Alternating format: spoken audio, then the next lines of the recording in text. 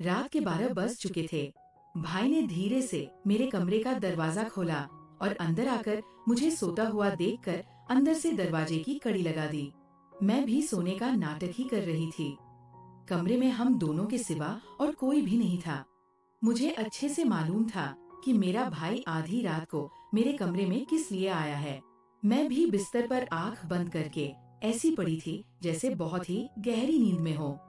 उसके बाद जो भाई मेरे साथ करने वाला था वो मुझे मालूम था, पर मैं भी उसे रोकने की कोशिश नहीं करती थी।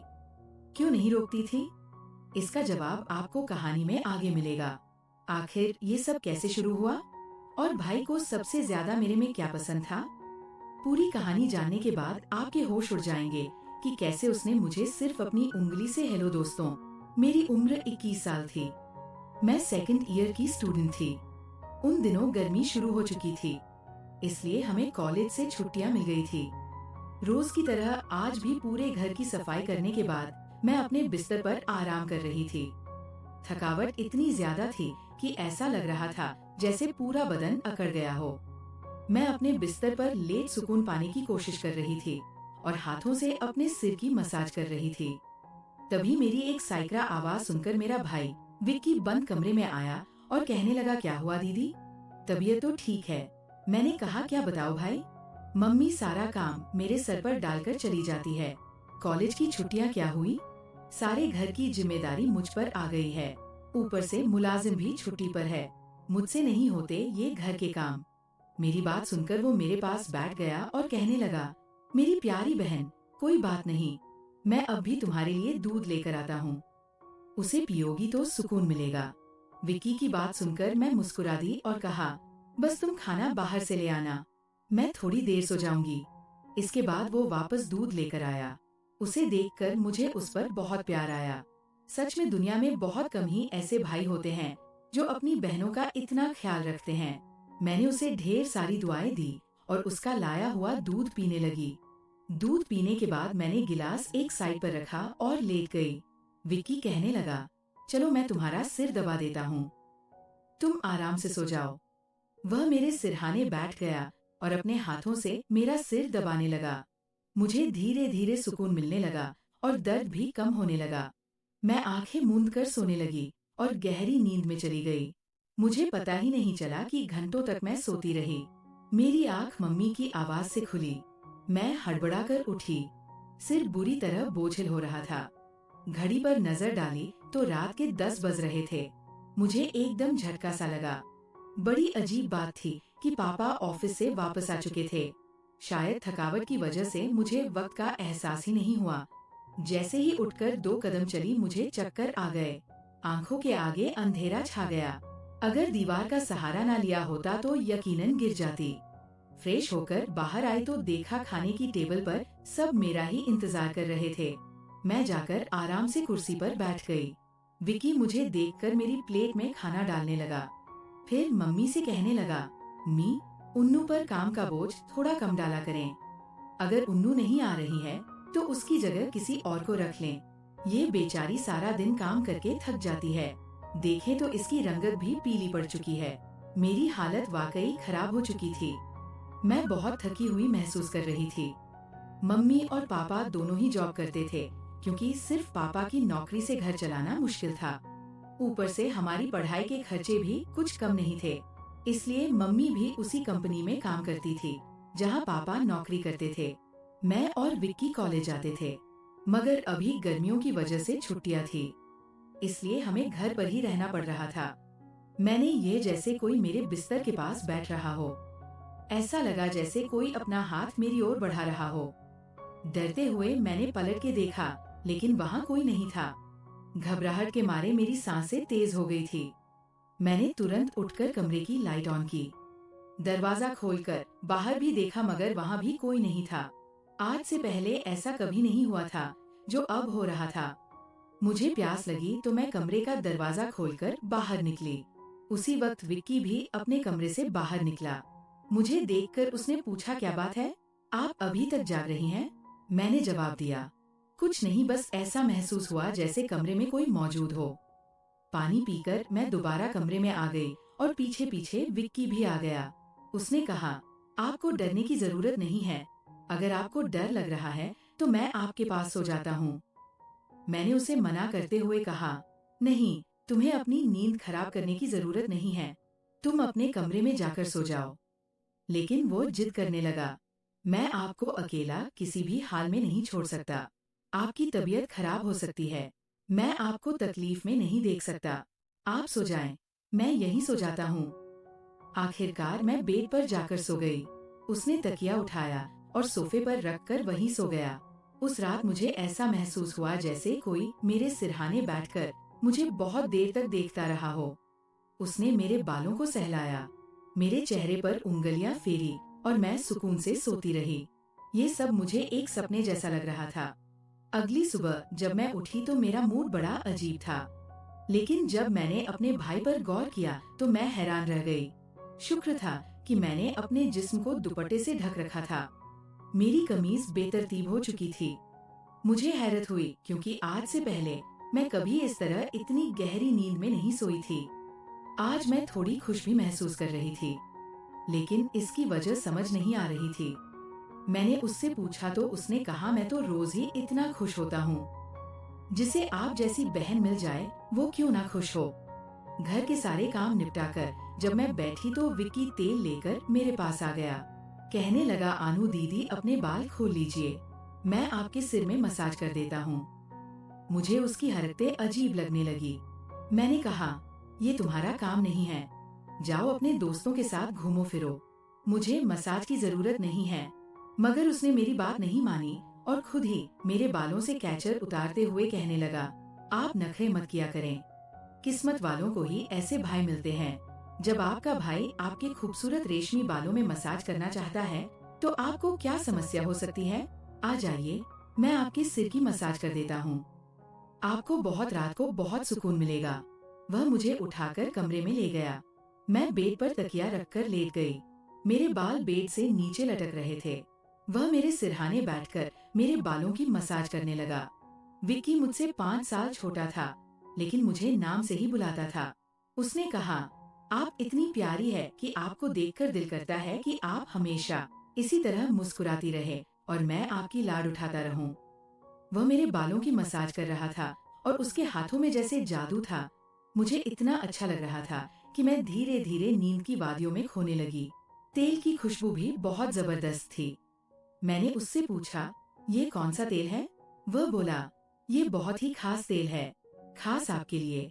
आपके जो इतने हसीन बाल है ना, ये उन्हीं बालों के लिए बना है। उसकी बातें बहुत प्यारी थी। हालांकि मैं समझ नहीं पा रही थी कि वह किस लहजे में बात कर रहा है। बहरहाल मसाज के दौरान ही मैं गहरी नींद में खो गई। कुछ देर बाद जब मेरी आँख खुली तो मेरा पूरा बदन दर्द से टूट रहा था। ऐसा लग रहा था जैसे मेरी टांगों पर बहुत ज्यादा वजन रखा गया हो। पूरे बदन में दर्द सरक रहा था। मैं धीरे धीरे उठकर बैठी और आसपास देखने लगी। मेरी हालत अजीब थी। जब मैंने खुद पर गौर किया तो देखा कि मैं पूरी तरह भीगी हुई थी, जैसे किसी ने मुझे नहला दिया हो। मेरे कपड़े गीले थे, पंखा बंद था और कमरे में गर्मी थी। ये सब क्या हो रहा था। बड़ी मुश्किल से मैं बेड से उठी। मुझे चक्कर आ रहे थे, चलना मुश्किल हो रहा था। मैं अपनी हालत समझ नहीं पा रही थी। ऐसा क्यों लग रहा था कि मैंने सोया नहीं बल्कि कोई भारी मेहनत वाला काम किया हो। बड़ी मुश्किल से चलकर मैं बाथरूम गई और फ्रेश हुई। अपनी हालत पर गौर किया तो लगा जैसे शरीर पूरी तरह थकावट से चूर था। जब मैं कमरे से बाहर निकली तो मुझे फुसफुसाने की आवाजें सुनाई दी। ऐसा लग रहा था जैसे कोई किसी से बात कर रहा हो। घर में मेरे और विक्की के अलावा कोई नहीं था। फिर वह किससे बात कर रहा था। मैं पहले किचन में पानी पीने गई, मगर तब तक वह फुसफुसाहट रुक चुकी थी। मैं किचन के दरवाजे के पास खड़ी थी जब मैंने बैठक से किसी को निकलते देखा। उसके हाथ में काफी पैसे थे, जिन्हें देखकर वो मुस्कुरा रहा था। ये देखकर मेरे माथे पर बल पड़ गए। अगले ही पल उसकी नजर मुझ पर पड़ी। मुझे देखकर उसने कहा, अनु, आप उठ गई। मैं उसकी तरफ धीरे धीरे चलकर गई। वो हड़बड़ाकर पैसों को अपनी पटकी जेब में डालने लगा, मगर मैंने उसका हाथ पकड़कर उन पैसों को सामने लाकर पूछा, इतने पैसे तुम्हारे पास कहाँ से आए। वह नजरें झुका चुका था। धीरे से कहने लगा, आप प्लीज पापा को मत बताना। मैं ताज्जुब में थी कि उसने ये पैसे पापा को क्यों नहीं दिए। मैंने सख्ती से पूछा तो वह सहम गया। उसने कहा, ये पैसे तो पापा के एक दोस्त ने कई साल पुराने कर्ज के रूप में लौटाए थे। मैंने सोचा था कि इनसे मोबाइल खरीद लूंगा, लेकिन उसने पैसे मुझे थमा दिए। मैंने उसे डांटते हुए कहा, हाँ तुमने अच्छा किया। घर के हालात देखो किस कदर खराब है। हमारे माँ बाप दोनों नौकरी कर रहे हैं और तुम मोबाइल खरीदने की बात कर रहे हो। वह शर्मिंदा हो गया। मैं से कहा, उसी रात मैंने वह पैसे पापा को दे दिए। उस रात विक्की मुझसे कोई बात नहीं कर सका और जल्दी सोने चला गया। अगले दिन मैं किचन में काम कर रही थी जब विक्की अपने दोस्तों के साथ घर में दाखिल हुआ। मैं ये देखकर हैरान थी कि वह अपने दोस्तों को सीधा लाउंज में ले आया था। उस वक्त मैं दुपट्टा उतार कर बर्तन धो रही थी। जैसे ही वे सब हंसते हुए अंदर आए, मैंने तुरंत दुपट्टा ओढ़ लिया। मैंने उसे समझाने की कोशिश की, ये क्या तरीका है? तुम जानते हो इस वक्त मम्मी पापा घर पर नहीं हैं, फिर भी तुम इन लोगों को घर ले आए हो। विक्की तनक कर बोला, ये मेरा घर है। जब आपको मेरा ख्याल नहीं है तो मैं आपका ख्याल क्यों करूं? अच्छा खाना तैयार करो। ये मेरे बहुत खास दोस्त है।